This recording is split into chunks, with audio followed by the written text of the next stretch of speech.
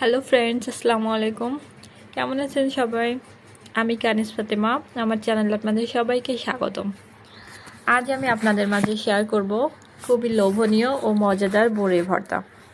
আর এই বড়ই ভর্তাটা আমি আজ বানিয়ে দেখাবো স্কুল কলেজ গেটের সামনে বিভিন্ন মামারা যেভাবে বিভিন্ন ভর্তা বিক্রি করে থাকে সেই স্টাইলে।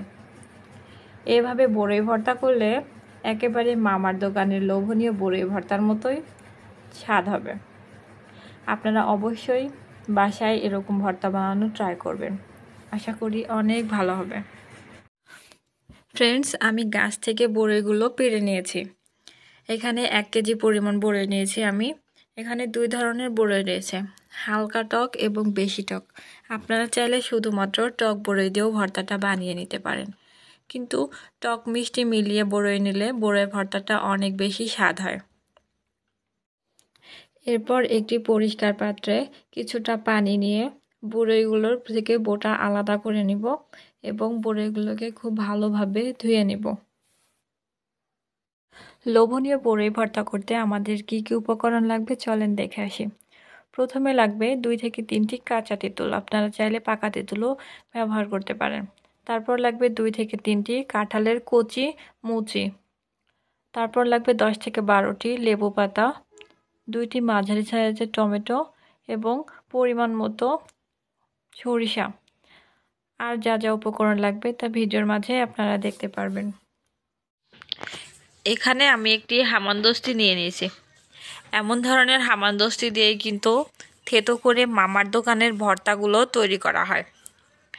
এখন আমি অল্প অল্প বড়ই নিয়ে হামানদস্তির ভিতরে দিয়ে এগুলো থেতো করে নেব। আপনারা চাইলে বড়ইগুলো শিলপাটায়ও থেতো করে নিতে পারেন। আমাদের অনেকটা বড়ইগুলো থেতো করা হয়ে গেছে। এখন আমি এগুলো একটি আলাদা পাত্রে উঠিয়ে নিব।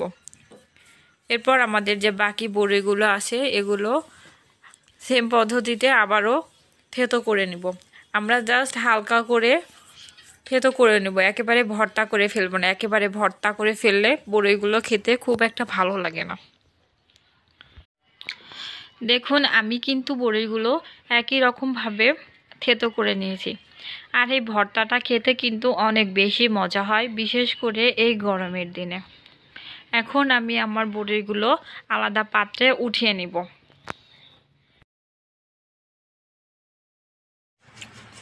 এখন একটি ছুরি বা বটির সাহায্যে তেঁতুলের উপরের যে লাল অংশ আছে ওটাকে ঘষে ঘষে উঠিয়ে নিতে হবে। আপনারা চাইলে একেবারে ছুরির সাহায্যে উপরের লাল অংশটা ফেলেও দিতে পারেন। এরপর আগে থেকে ধুয়ে রাখা 2টা টমেটো একটা ছুরির সাহায্যে ছোট ছোট করে টুকরো করে কেটে নিব। আমাদের টমেটোগুলো ছোট ছোট করে কেটে নেওয়া হয়ে গেছে। এখন এটাকে আলাদা পাত্রে উঠিয়ে নেব। এরপর আমাদের যে কাঁঠালের কচি মুচিগুলো ছিল সেগুলো ছোট ছোট করে টুকরা করে কেটে নেব। কাঁঠালের মুচিগুলো আমাদের ছোট ছোট করে কাটা হয়ে গেছে। এখন এগুলোকে আমি আলাদা পাত্রে উঠিয়ে নিব। এখন হামানদস্তিতে আগে থেকে ভেজে রাখা 10-15টি শুকনা মরিচ এবং 10-15টি কাঁচা মরিচ দিয়ে দিচ্ছে। আপনারা চাইলে শুধুমাত্র শুকনা মরিচ কিংবা কাঁচা মরিচ দিয়েও কিন্তু ভর্তাটা তৈরি করতে পারেন। এরপর দিয়ে দিতে হবে 2 থেকে 3টি আগে থেকে ছাড়িয়ে রাখা কাঁচা তেঁতুল। তারপর দিতে হবে কাঁঠালের কচি মুচি কুচি, যেগুলো আমরা আগে থেকেই কুচি করে রেখেছিলাম। তারপর এই সবগুলো উপাদান খুব ভালো করে মিহি করে বেটে নিতে হবে। ফ্রেন্ডস, আমরা কিন্তু সবগুলো উপাদান একেবারে মিহি করে বেটে নিব না, জাস্ট আধা বাটা করে নিব। আপনারা দেখতেই পাচ্ছেন আমরা কেমন আধা বাটা করে নিয়েছি। এরপর এখানে দিয়ে দিতে হবে সরিষা বাটা। আমি নর্মালি রান্নার কাজে যে সরিষাগুলো ব্যবহার করা হয় আমি ওই সরিষা বাটায় দিয়েছি। আপনারা চাইলে এখানে কাসুন দিয়েও ব্যবহার করতে পারেন।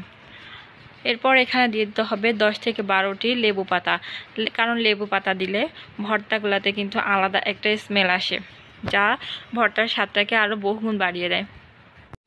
এরপর এখানে দিয়ে দিচ্ছি 1 কাপ পরিমাণ ধনিয়া পাতা। ধনিয়া পাতা আপনারা একটু বেশি পরিমাণে দেওয়ার চেষ্টা করবেন।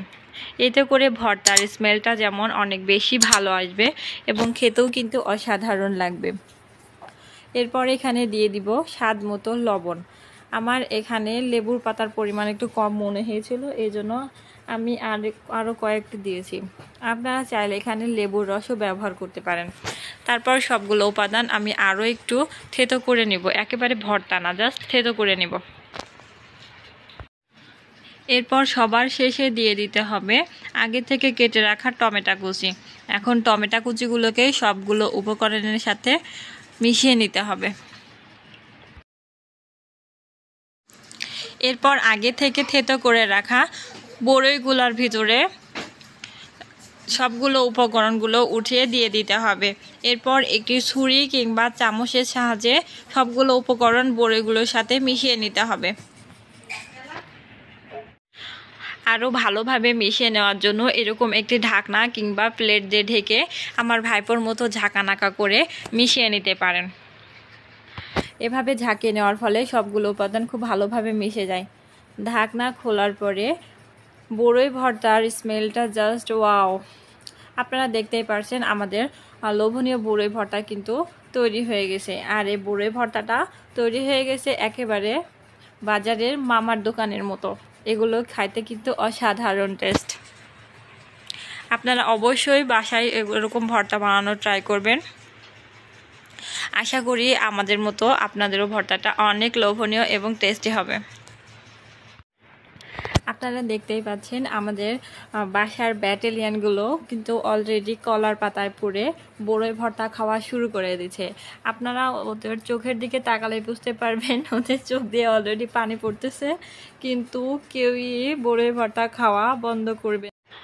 ছোটোবেলায় নান্নুর বাসায় গেলে আমার ছোটো মামা এভাবেই বড়ই ভর্তা করে আমাদেরকে খাওয়াইতো, বড়ই ভর্তা করতো, আর আমরা সব কাজিনরা মিলে গোল হয়ে বসে কলা পাতায় করে এভাবেই খাইতাম। জাস্ট ওই সময়ের কথাগুলো আজ খুব মনে পড়ছে। আমার ভিডিওটি যদি আপনাদের ভালো লেগে থাকে তাহলে অবশ্যই লাইক কমেন্ট করবেন এবং আপনার ফ্রেন্ডদের মাঝে শেয়ার করে দিবেন, এবং এমন ভিডিও পেতে আমার চ্যানেলটি অবশ্যই সাবস্ক্রাইব করবেন। আপনারা সবাই ভালো থাকবেন, সুস্থ থাকবেন। আল্লাহ হাফেজ।